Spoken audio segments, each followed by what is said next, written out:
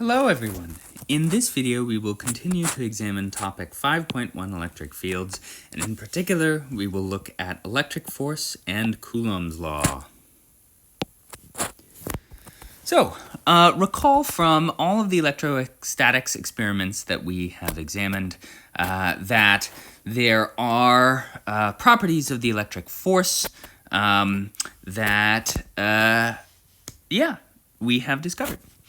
In particular, electric force depends on the quantity of charge. So if you have more charge, the objects experiencing that electric force will experience a larger force. And it also depends on the distance. The closer the charges are together, the stronger that force. Okay? This can be codified in a quantitative way in what is known as Coulomb's law, which is in many ways sort of the foundation of electricity and magnetism. Coulomb's law is the sort of starting point of discussing electric force field, magnetic force and field, and a whole bunch of other aspects of electricity and magnetism. And it is the quantitative version of these particular discoveries. So if you carefully control your experiments, you will discover that the electric force between two charges, point charges in particular, and we'll come back to that, is proportional to the product of the magnitudes of the two charges and inversely proportional to the square of the distance between them. That's a mouthful, although IB moment here, you should probably be able to rattle this off in words.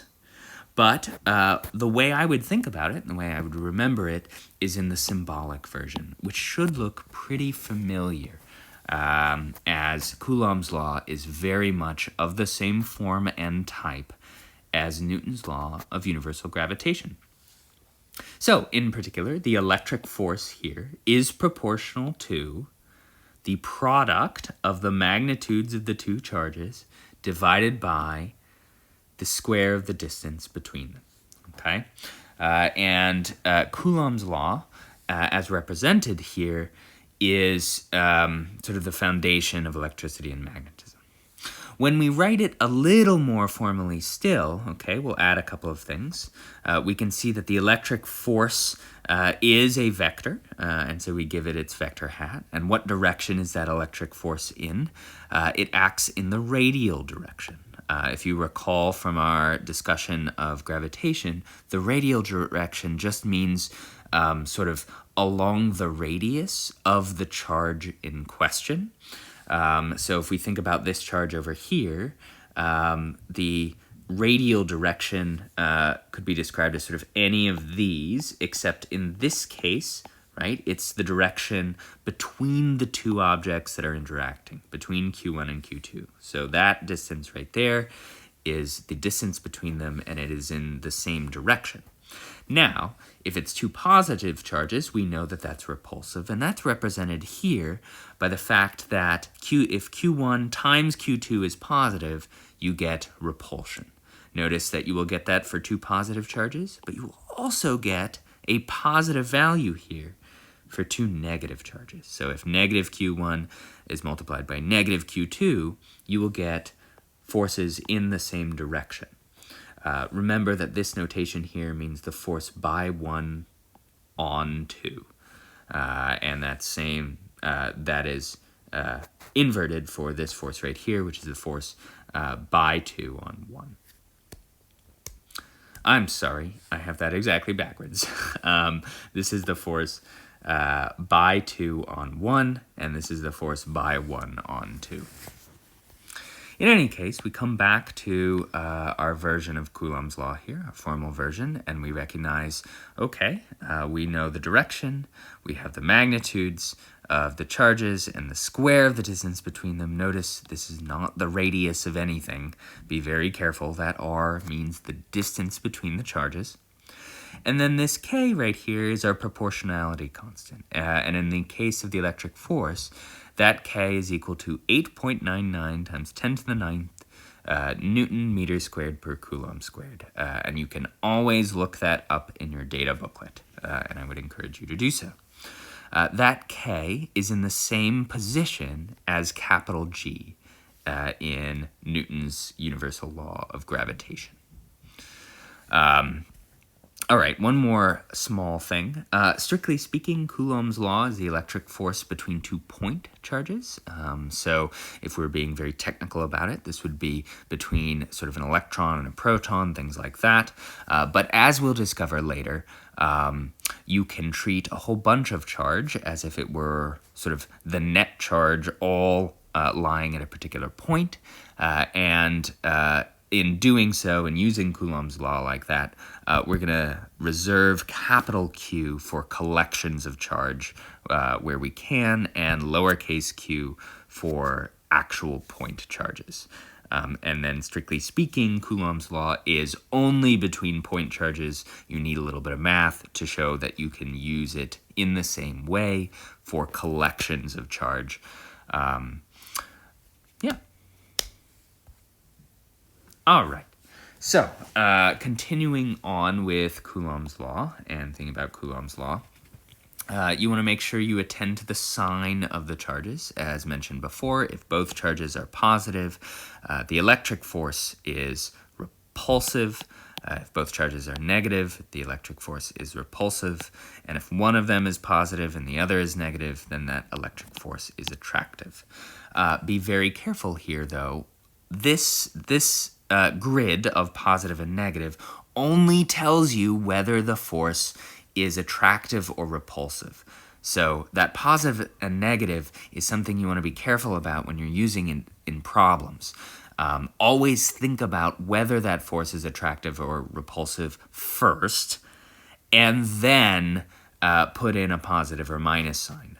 So don't just blindly add in a positive or minus sign here. Use the signs of the charges to figure out whether it's attractive or repulsive, and then put in the sign in according to your convention. We'll see that a little bit later. As mentioned before, Coulomb's law can be directly compared to Newton's law of universal gravitation, but a couple of differences. One, notice that the masses in Newton's universal law of gravitation are point masses, but they are always positive, and so the gravitational force is always attractive. And what this means is that you have that minus sign. So compare the minus sign in Newton's law of universal gravitation to the lack of a minus sign here. Can you get a minus sign for electric force? Sure. You just need opposite charges. And that means that gravitation or a gravitational force is attractive when we have that minus sign, and the electric force is attractive when you have that minus sign the same. Otherwise, very, very similar form for the two laws, but it is important to note that gravity is much, much, much weaker. Compare capital G at 6.7 times 10 to the negative 11 Newton meters squared per kilogram squared to K, 8.99 times 10 to the 9th Newton meters squared per Coulomb squared. You can see that the electric force is much, much, much stronger. So why then does gravity seem like a super big force, super important in our lives? Well, because the electric force is so strong, what happens is that if you just let the electric force do its thing, it tends to neutralize objects. That is, it tends to bring exactly as much positive and negative charge together as will create them or make them neutral. And any deviation from that leads to pretty strong or dramatic effects, as in the case of the electrostatics experiment. Whereas gravitation is only attractive, so it's not neutralizing anything. Gravitation can really only be felt when you have trillions and trillions of atoms and molecules in the same place, whereas single electrons can actually produce measurable effects with Coulomb's law. And so gravitation is much more present in our lives in some ways, much more obviously present, but that electric force is actually much, much stronger at a microscopic level. Now, some subtlety here, okay? With Coulomb's law, you have to be a little bit careful. Often Coulomb's law is written slightly differently because the constant K right here is related to a more fundamental physical constant known as epsilon naught, the permittivity of free space. This particular number, epsilon naught, is related to sort of other things in physics, other aspects of electricity and magnetism that we'll cover a little bit later. And so K is often written in a more complicated form. That's all we're doing. We're just sort of taking that constant, 8.99, and rewriting it as 1 divided by 4 pi epsilon naught. So K is exactly the same thing as 1 divided by 4 times pi times epsilon naught, where epsilon naught is 8.85 times 10 to the negative 12th Coulomb squared per Newton per meter squared. These are exactly the same thing, and in your homework and in your work and when you do problems, I'd recommend using K. It's available to you in your data booklet. It's a lot easier. You don't have to plug in 1 divided by 4 times pi times epsilon naught. But fundamentally, that epsilon naught is going to show up a couple of places in the future. Why? Because this number right here, the permittivity of free space, is related to how susceptible a vacuum is to electric fields. This epsilon naught this number is only true for a vacuum. And so that value of K is only true for a vacuum as well. If this electric force, this Coulomb's law, is being measured or being used in air or in water or in other materials, the permittivity is going to change. So that epsilon number is no longer 8.85 times 10 to the negative 12. It will be something else. And if we take a look right here at the table of values, all of these values are written as, for example, paper is 34 times 10 to the negative 12, Coulomb squared per Newton per meter squared, rather than 9. 8.85 is about 9. And so that value, that permittivity, increases when Coulomb's law is acting inside materials. You won't see this very often at this level, but it's important to know about it. And they could say, use Coulomb's law, except use a different permittivity. So you have to be aware of that. That could be a little bit tricky.